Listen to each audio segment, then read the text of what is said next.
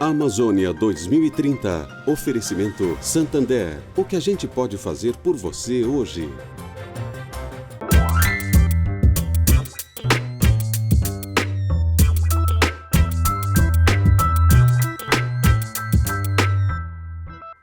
Olá, seja bem-vinda, bem-vindo ao Capital Natural. No programa de hoje, seguimos exibindo a série de encontros Amazônia 2030, Desafios e Oportunidades da Bioeconomia, realizados pelo canal AgroMais com curadoria do professor Ricardo Abramovay. No episódio dessa semana, que será o último da série este ano, a primeira parte do debate, o que o mundo quer da Amazônia e o que a Amazônia quer do mundo, com Nathalie Antestel, mestre em Administração Pública por Harvard e especialista em políticas climáticas, e Paulo Moutinho, doutor em Ecologia e cofundador do Instituto de Pesquisas da Amazônia. A questão que norteia a conversa é de que maneira a comunidade internacional, que se beneficia com os serviços ecossistêmicos prestados pelas florestas tropicais, pode contribuir para a sua manutenção. Preste atenção em temas como biodiplomacia, pagamentos por serviços ambientais e, claro, o assunto polêmico, soberania nacional. Vamos então ao debate. Ótimo estar aqui com Nathalie, com Paulo. Como vocês estão vendo, se não estão vendo, vão ver. Paulo é um ciclista que fez a Transamazônica de bicicleta, conhece profundamente. Nathalie também, ambos participaram de negociações internacionais super importantes para a Amazônia e para o Brasil. E eu acho que seria interessante a gente começar com algo que ocorreu durante o mês de novembro, que é a reunião do G20. E a reunião do G20 em torno de um tema muito polêmico, que é a extração ilegal de madeira. Vocês dois têm experiência e conhecem bem isso. O mundo quer madeira extraída ilegalmente da Amazônia, existe uma avidez por madeiras da Amazônia, e a ponto de isso ser um determinante de nossas exportações. Como é que está esse tema? Obrigado, Marcelo, Ricardo, Nathalie, é um prazer enorme estar aqui com vocês. Pois é, Ricardo, a questão da madeira é uma questão quase que histórica, né? A exploração ilegal de madeira na Amazônia. Nós sabemos que uma boa parte dessa madeira, talvez quase 80%, é consumida aqui no Brasil, especialmente no Sul, especialmente no estado de São Paulo, que é um grande importador dessa madeira nativa da Amazônia. E a exploração a ilegal especialmente, é sempre um problema. E eu diria que ninguém quer madeira ilegal. Nem os europeus, nem os americanos, nem quem está fora do Brasil, e muito menos os brasileiros. Portanto, o que nós temos hoje na Amazônia é uma prática de ilícitos em relação à exploração madeireira que precisa acabar. E por que isso é importante? Porque o mundo e o próprio consumidor brasileiro está mudando, pode estar num processo lento, mas vai mudar. Porque ter produtos na sua prateleira, seja não só de madeira ou de qualquer outro produto, com contaminação de ilegalidade, é algo que está sendo cada vez mais intolerável. Portanto, eu acho que ninguém quer essa madeira exportada de maneira ilegal, extraída de maneira ilegal. Olha, eu concordo absolutamente com o Paulo, que nenhum consumidor no mundo está hoje buscando comprar madeira ilegal, né? O consumidor que está na ponta, estou falando da pessoa que está construindo sua casa, que quer comprar um móvel e que possa ser feito com madeira extraída da Amazônia, certamente ele não está buscando o ilegal, ele gostaria provavelmente de ter a madeira legal vinda da Amazônia, né? E poder, inclusive, premiar, precificar algo que venha da região. O que eu noto que é diferente, talvez, no contexto atual, né? O Paulo falou que isso é um problema histórico, e é sim, mas talvez a diferença é que, até pouco tempo atrás, esse problema, nós tentamos resolver esse problema através de mecanismos voluntários, então eram certificações, né? Eram mecanismos privados, enfim, da própria sociedade civil também, né? O FSC, o famoso FSC, que nos diziam se algo era bom ou não era, se era sustentável ou não era, se era legal ou não era. E, de certa maneira, agora eu acho que os mercados estrangeiros, eles estão dando um sinal de que isso não foi suficiente, de que a certificação voluntária não conseguiu coibir, de fato não coibiu o desmatamento ilegal, né? É claro que vale dizer que não daria para esperar que a certificação ou que esses mecanismos resolvessem o problema do desmatamento. É preciso que você tenha poder, né, de polícia, repressão aos crimes para isso acontecer. E é justamente o que eu vejo que os consumidores, principalmente na Europa, mas também em outros países, eles vêm buscando agora. Eles querem leis, né, que barrem a importação de produtos oriundos de desmatamento ilegal, e isso está acontecendo em diversas escalas. A cidade de Nova York, por exemplo, já tá discutindo há um tempo banir produtos dessa natureza. A gente vê agora o Reino Unido, que adotou algo nesse sentido, e a União Europeia, que está prestes a adotar, está no momento em consulta, né? E nos Estados Unidos você tem já no Congresso americano propostas, por exemplo, de um senador democrata do Havaí, nesse sentido também, que querem garantias legais, né, de que aquilo que eles estão recebendo, ainda que tenha documentos que sejam documentos do próprio governo, né, seja do nosso, seja de outros países que exportam madeira, mas que aquilo seja um atestado verdadeiro de não desmatamento ilegal. Então, acho que tem uma mudança que não é sutil, uma mudança bastante forte aí, no que é que os importadores e os consumidores pretendem fazer a respeito desse problema no momento. Nathalie, você pode especificar ou aprofundar um pouco mais essas novidades que acabaram surgindo, né? O selo FSC, existem vários outros também para outros tipos de produtos, como tintas, como papel para impressão de livros, de jornais e outros. Enfim, uma série de iniciativas e selos que acabaram sendo desenvolvidos para garantir a certificação de produtos com origem de manejo sustentável, em respeito à legislação, garantindo compliance nessa cadeia de valor. Você pode exemplificar outros e aprofundar um pouco mais o nascimento, a origem do FSC? Olha, eu não sou a melhor pessoa, acho que o Paulo com certeza sabe mais da história do FSC, mas o que eu acho importante destacar é que ele teve por um grande momento aí, por um bom tempo, desculpa, um papel de colocar no mercado produtos que vinham, né, de origem legal e sustentável. Quer dizer, não era só a origem, mas também a forma de produzir esse produto, ela era atestada, ela é atestada, né? E como você bem falou, a gente tem papel, a gente tem madeira, e outros produtos florestais. É claro que esses esquemas, né, esses sistemas de certificação, eles se desenvolveram bastante nos últimos anos. A gente hoje, quando vai ao supermercado, por exemplo, a gente encontra na prateleira uma série de produtos com diversos tipos de certificação, do orgânico, né, ao que não tem, por exemplo, não realiza testes em animais, enfim, tudo isso se desenvolveu, né? Por quê? Porque o consumidor quer ter certeza de que aquilo que ele está consumindo tem a ver com seus valores, tem a ver com aquilo que ele quer ajudar, né, a desenvolver no mundo. Eu acho que isso é uma tendência consolidada. E no Brasil mesmo a gente viu, né, que o mercado ele foi adotando. Não é que a gente não tenha produtos certificados aqui, acho que o ponto não é esse, né? Mas é, de novo, o limite da certificação para resolver, porque os ilegais, eles estão, na verdade, não migrando para a certificação, eles estão usando os mecanismos aí do próprio governo, né, do próprio Estado brasileiro, para fingir que são bons e que são sustentáveis e que são, inclusive, legais. E eu acho que essa é a grande dificuldade que está sendo debatida no momento, né? Os limites da gente poder confiar só nos mecanismos voluntários. Paulo, você pode complementar um pouco essa abordagem da Nathalie? A origem, esse movimento é um movimento já importantíssimo, sem retorno. Como é que a gente anda mais, avança mais nesse sentido? Olha, Marcelo, a certificação sempre teve um papel importante no processo de compra consciente ou uma compra segura por parte do consumidor. Seja um consumidor intermediário, aquele que compra matéria-prima para produzir, por exemplo, no caso móveis e outros produtos oriundos de madeira, ou seja, o consumidor final, quando você vai lá comprar as tábuas do deck da sua casa, né?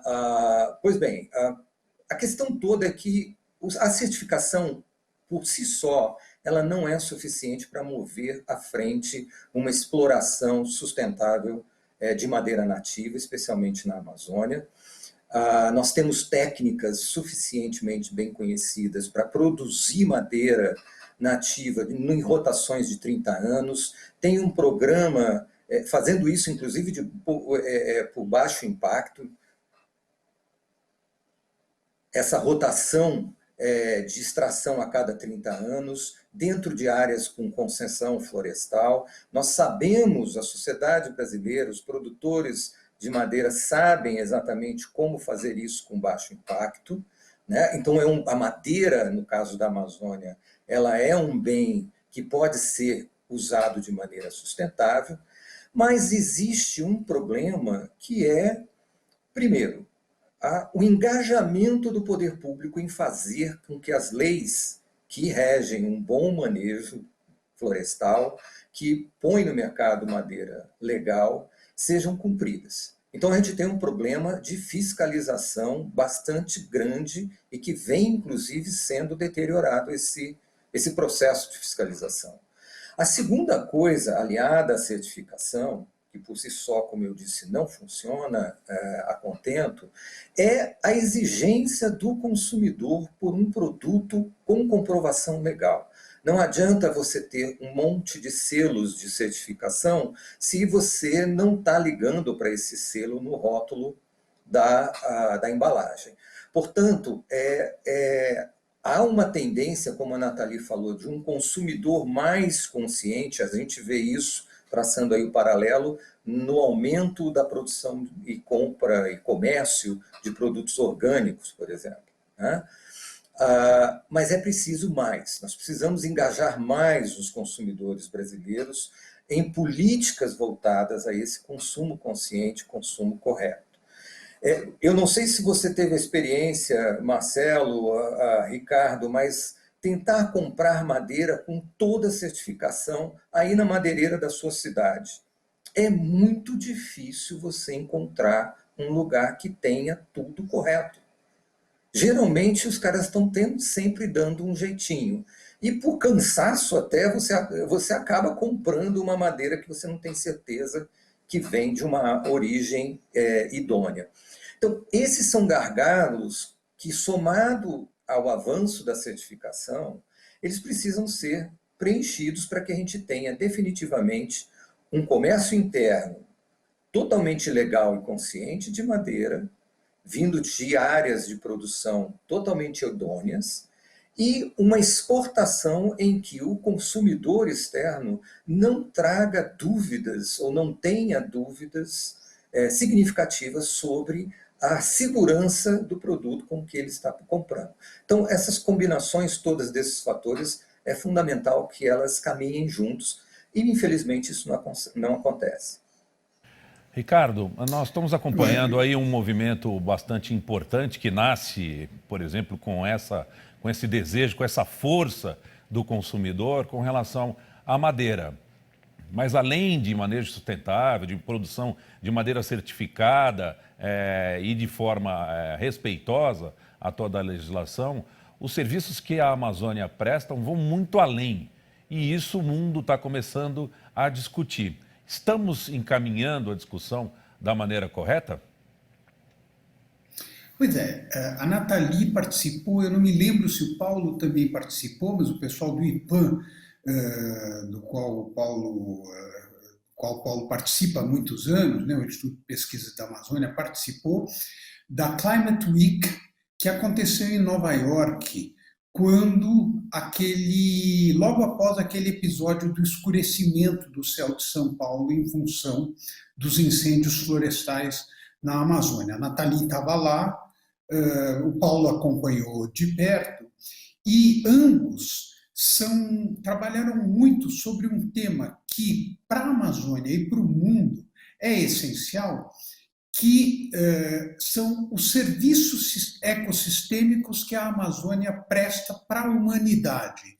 Basicamente, são diversos serviços ecossistêmicos, mas aquele que está mais na pauta e que, inclusive, motivou mobilização do sistema financeiro internacional são os serviços climáticos. Basicamente, a ideia é que se a Amazônia fosse inteiramente derrubada, as chances de nós alcançarmos os objetivos do Acordo de Paris seriam nulas. Não é que seriam pouco prováveis, seriam nulas, não haveria a menor chance. Então, a Amazônia ela é internacionalizada, mesmo que ela pertença aos 9 países que a compõem, ela é internacionalizada pela utilidade que ela representa para a humanidade.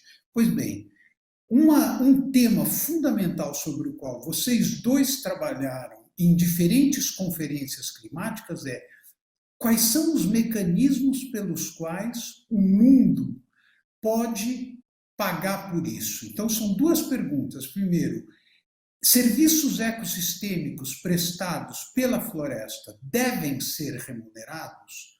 Podem ser remunerados? E se forem remunerados, isso tem que beneficiar a quem, concretamente? São temas muito difíceis, são temas que entraram no repertório da ciência econômica há poucas décadas, evidentemente, e nos quais o Brasil teve um destaque nas conferências diplomáticas, sobretudo nas conferências climáticas, importantíssimo em função da criatividade das propostas brasileiras. E eu queria ouvir vocês exatamente sobre isso. Vamos começar com a Nathalie. Ricardo, a gente sabe que o Acordo de Paris ele tem como objetivo limitar o aquecimento global nesse século em 2 graus, quem sabe em 1,5 grau, que seria o mais seguro para todos nós. E mesmo assim, os compromissos que foram até agora, né, apresentados pelos vários países para chegar a esse objetivo, na somatória eles estão chegando a 2,9 graus na perspectiva mais otimista e a 3,5 na não otimista, talvez realista, inclusive. Então, a gente está nesse momento e que cada vez mais, né, as elites econômicas, o setor financeiro, estão vendo que não é brincadeira. A gente está falando de um risco enorme, um risco macroeconômico, né, a estabilidade, enfim, dos sistemas e tal. Então, querendo soluções que não podem ser mirabolantes, que elas têm que provavelmente já estar na prateleira, por assim dizer, né? Então, tecnologias que estão aí testadas e ações práticas que podem nos levar a uma boa redução, aí a gente chegar realmente aos 2 graus, que é o necessário.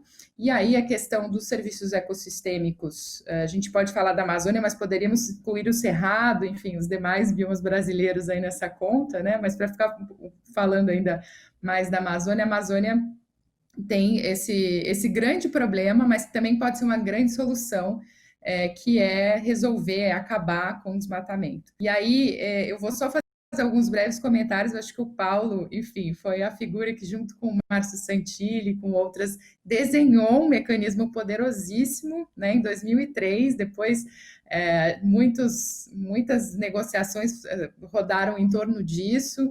Conseguimos criar aqui no Brasil o Fundo Amazônia, que era um piloto, não exatamente da forma como o Paulo e seus colegas tinham proposto, mas que foi uma evolução, e depois a Convenção adotou um mecanismo que hoje paga por resultados, né? Então, os países que apresentam resultados na redução do desmatamento, eles podem apresentar, enfim, passa por uma verificação super completa, internacional, por um monte de especialistas, e o Fundo Climático Verde paga. Inclusive, acabou de pagar 90 milhões de dólares para a Argentina conservar o que tem lá de florestas. Pagou já no passado 98 milhões de dólares para o Brasil. É pouca coisa, por assim dizer, mas existe, né? O mecanismo está posto. E o que me parece é que esse mecanismo, a gente precisa passar ainda por uma transformação para que ele provavelmente deixe de ser só um mecanismo entre países, né? Para realmente alcançar as pessoas, chegar nos produtores enfim, que estão na ponta, de fato, conservando e, mais do que isso, ajudando a não ter desmatamento. Porque o que é pago, né? A sua pergunta, acho que estava também associada a isso, assim, quem que deve receber?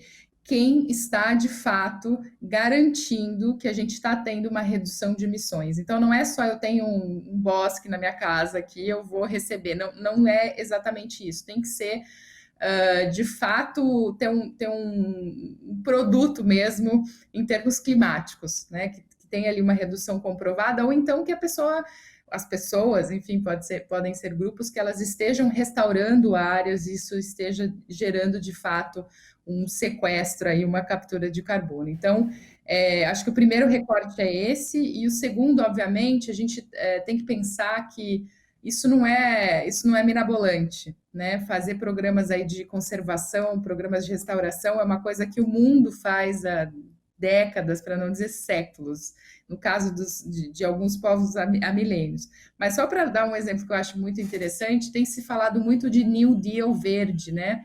Aquela ideia que que a União Europeia adotou, que os Estados Unidos têm discutido muito também. Aqui no Brasil tem uma discussão, você mesmo, Ricardo, participa bastante dessas conversas, da gente ter esse pacote de estímulos no pós-pandemia que seja esverdeado, né? E aí vale lembrar que quando foi feito o New Deal nos Estados Unidos, lá no século passado, uma das coisas que foi feita foi criar um programa de conservação. Então, era um grande exército de pessoas que eram pagas naquele momento em que precisavam se criar empregos, enfim, gerar opções, né? Pagou-se bastante dinheiro para as pessoas irem conservar e para as pessoas irem restaurar as áreas nos Estados Unidos que estavam degradadas.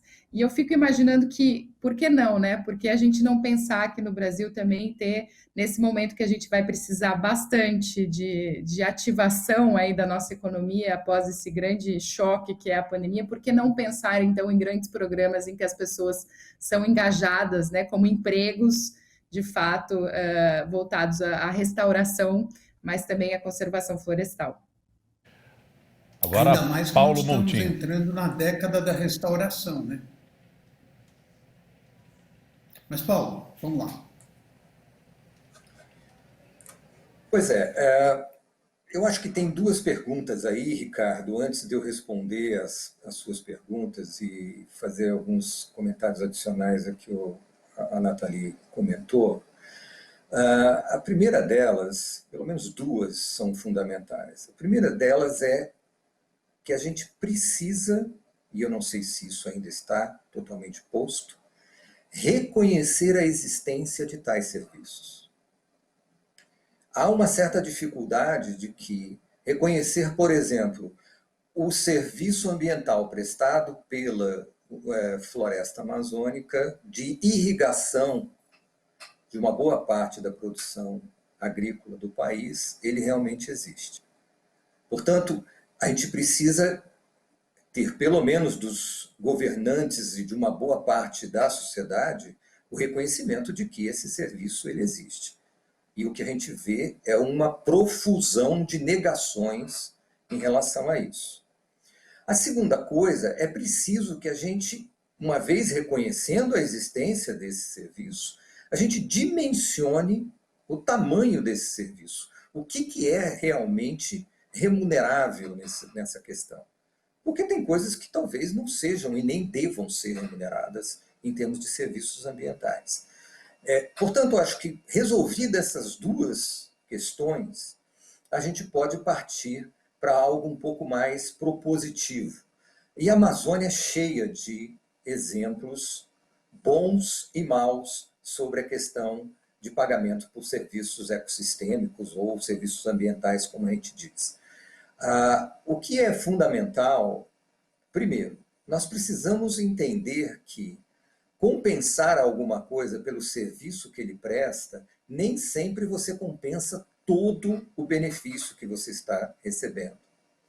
O que acontece hoje na Amazônia é que uma boa parte do esforço que poderia ser remunerado de preservação, seja governos, indígenas, pequenos produtores, grandes produtores, em conservar a Amazônia, a floresta amazônica, e, consequentemente, preservar os serviços que ela presta, esse pessoal tem que demonstrar, como a Nathalie colocou, que esse esforço realmente reduziu o desmatamento e as emissões associadas de gases de efeito estufa a esse desmatamento, mas ele também tem um benefício que vai além disso.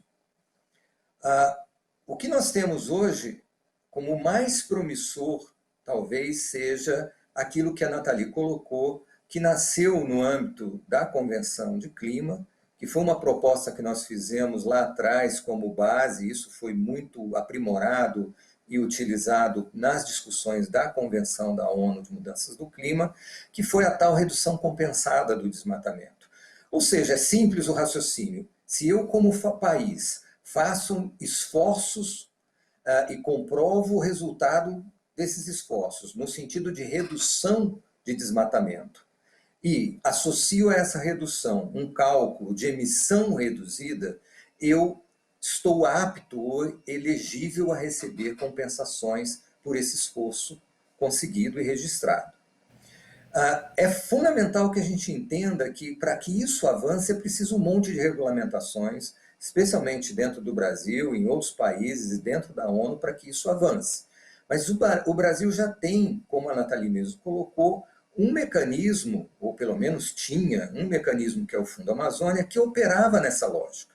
O Brasil faz esforços de redução, comprova essa redução e recebe de países doadores, ou recebia de países doadores, através do Fundo Amazônia, uma compensação.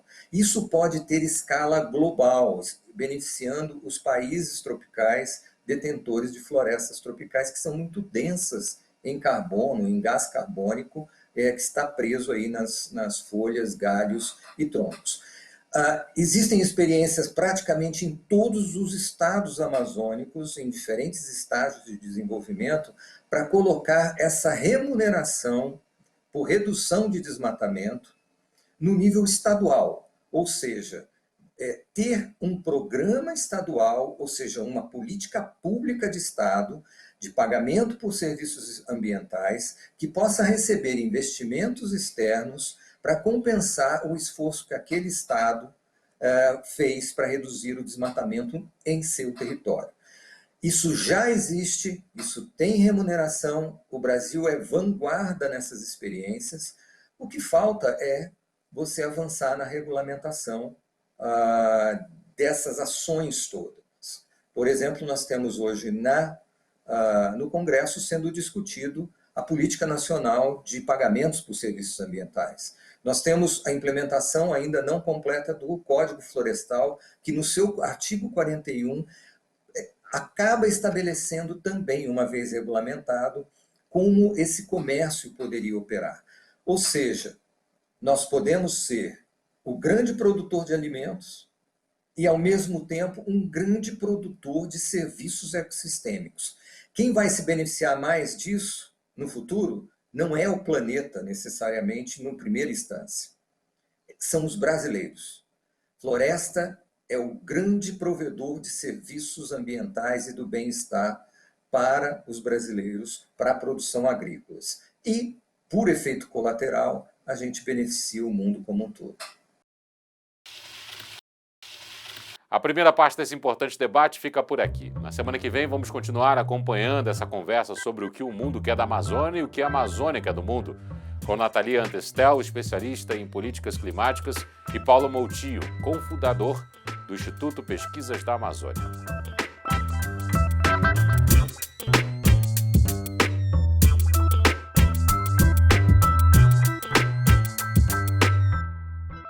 Amazônia.